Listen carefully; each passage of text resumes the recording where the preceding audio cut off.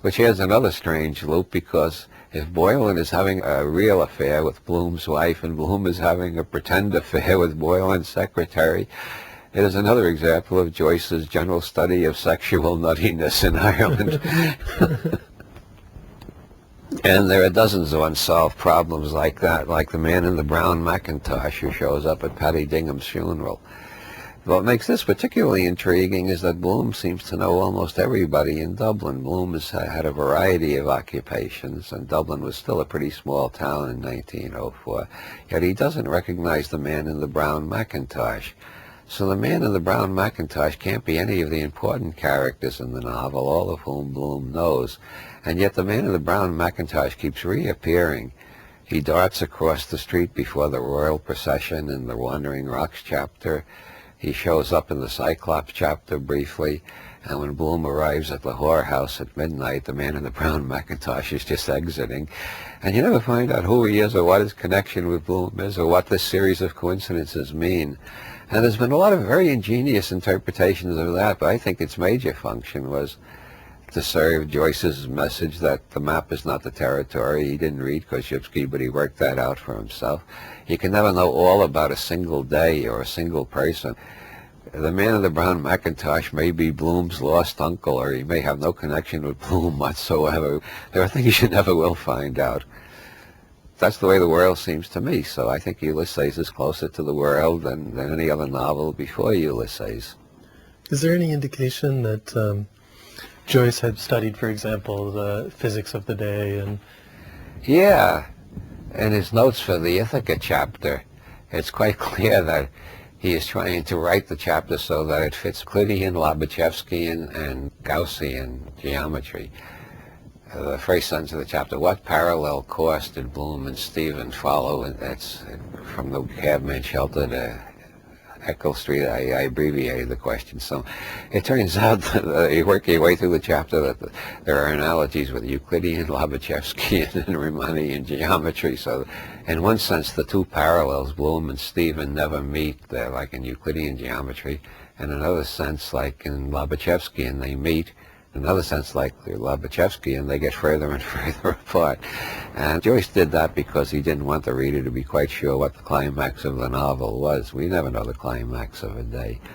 All we know for sure is Bloom is going to get breakfast in bed tomorrow morning. We know that. But we don't know what happens to Stephen after he leaves Bloom's. Bloom invites him to spend the night, and Stephen politely, courteously, but firmly declines and wanders off at 3 in the morning. Where does he go? He made up his mind he wasn't going back to the Martello Tower where Buck Mulligan is staying. He's not going to go back to his father's house where the kids are living in miserable poverty because the old man is drinking up all the money. Where is he going to go? We never find out. Stephen just wanders out of the novel and disappears entirely. Maybe someday somebody will find the clue that reveals where Stephen went. I prefer to think he wandered past Finn's Hotel and met a housemaid from Galway named Nora. Joyce's mistress. Nora Barnacle, yeah. How much of Ulysses actually revolves around Joyce's mistress? Well, a lot of people thought Nora Barnacle was the major model for Molly Bloom. When somebody asked Nora about that, she said, surely not, she's fatter than I am. Molly Bloom's language derives a great deal from Nora. Her biography derives from God knows what. Writers will frequently take 20 people they've known and 2 characters from novels they've liked in the process of creating a new character. You don't even know where your characters come from. But isn't June 16th an important day in both the novel and in Joyce's life with Nora? Yes. This is something a lot of Joyce scholars skirt around nervously. They say June 16th was the day Joyce and Nora went for a walk together for the first time. Actually, as Joyce's letters to Nora in 1909, when she was still in Trieste and he went back to Dublin temporarily to open a movie theater, which he thought would make him rich, and he got cheated by his partners. June 16th, what actually happened is they walked on Sandymount Strand, and Joyce made sexual advances, and she gave him a hand job.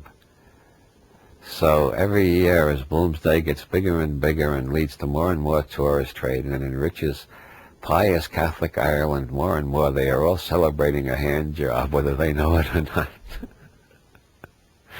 I think the hand job was so important to Joyce because, based on all the biographical work that's been published so far, it was the first time in his whole life that he had an orgasm with a woman without paying for it. His whole sex life up until then had been entirely with prostitutes. Suddenly here was a woman who, out of sheer kindness and love, was willing to give him what he needed, an orgasm, a relief from sexual tension, whatever you want to call it. He fell in love with her, and he stayed in love with her for the rest of his life. Hadn't he actually had quite a bit of experience in whorehouses? He started at the age of 14, and he was 22 when he met Nora, so I would say he had experience with quite a few prostitutes. And June 16th is also the day that's covered in Ulysses? Yes. He also arranged that those letters to Nora about their sex life, when they were separated, they wrote letters back and forth about their sex life to keep each other erotically aroused until they could meet again. And they wrote to each other about everything they did, everything they fantasized, and so on. And I think Joyce arranged that those letters couldn't be published until 25 years after his death, or 50 years after his death, I forget which. So he knew he was a classic. He never doubted it for a moment. Joyce was absolutely 100% sure he was the most important writer since Shakespeare. And he knew he was creating a whole new literature. He'd be the subject of endless PhD dissertations and so on. And he arranged that it would be long after he and Nora were both dead and gone, and Bloomsday would be established as a national holiday virtually before the Irish found out they were celebrating it. And job.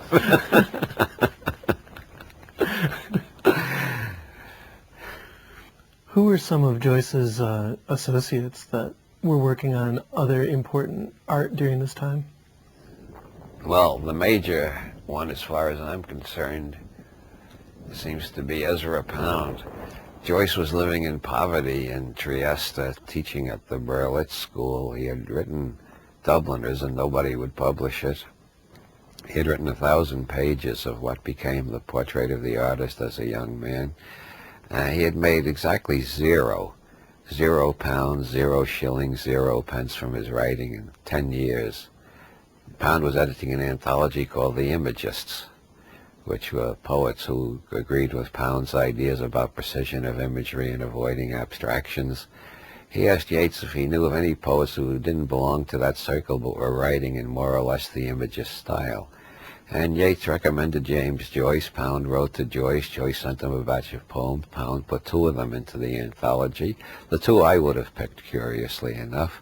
And then Pound wrote back to Joyce and said, "Send me more poetry." And Joyce wrote back, "I'm not writing poetry lately. I'm writing short stories." He sent Pound the Dubliners stories.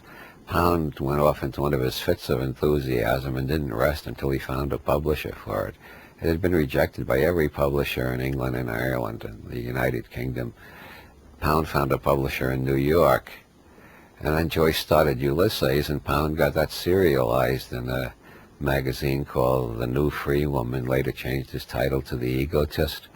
It was edited by Harriet Shaw Weaver, who was an anarchist, a feminist, and a Stirner-Wright egotist and an Emersonian transcendentalist all at once. She started serializing the portrait of the artist, and she was publishing a lot of Pound and T.S. Eliot.